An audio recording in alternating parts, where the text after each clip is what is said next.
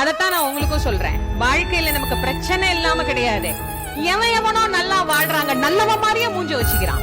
அயோக்கியத்தனம் பண்றவன், ஏமாத்துறவன், கெட்டவன், என்ன அவனே நல்லவன் மாதிரி நடிக்கும் போது நல்ல குணம் படைத்த நாம் ஏன் நல்ல திடமான உறுதியான மனதோட தெய்வ சிந்தனையோட இறைவன் என்ன நல்லா வச்சிருக்கிறார், நான் அம்பாளுக்கு பணிவிடை செய்ய, இறைவனுக்கு பணிவிடை செய்ய இறைவன் எனக்கு எல்லா நலனும் தந்திருக்கிறான், நான் ஏன் நல்லா இருந்து வாழக்கூடாது? மகிழ்ச்சியா இருங்க. ஒரு நாளும் தளர்வரியா அதை யார் தருவார்?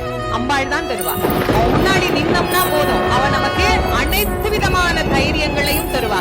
நான் எப்பவுமே உங்களுக்கு சொல்றது உண்டு, மனசு சரியில்லைன்னா துக்கம் முன்னாடி போய் நில்லுங்க, ஒண்ணும் பண்ண வேண்டாம். அதேதான் எந்த அம்பாளா இருந்தாலும் அம்பாள் முன்னாடி நின்னுங்க. மனசுல இருக்கிற கவலை எல்லாம் நீங்கி மன மகிழ்ச்சியை நமக்கு பெற்றுத்தரக்கூடியவளாக அம்பாள் நமக்கு விளங்குவாள்.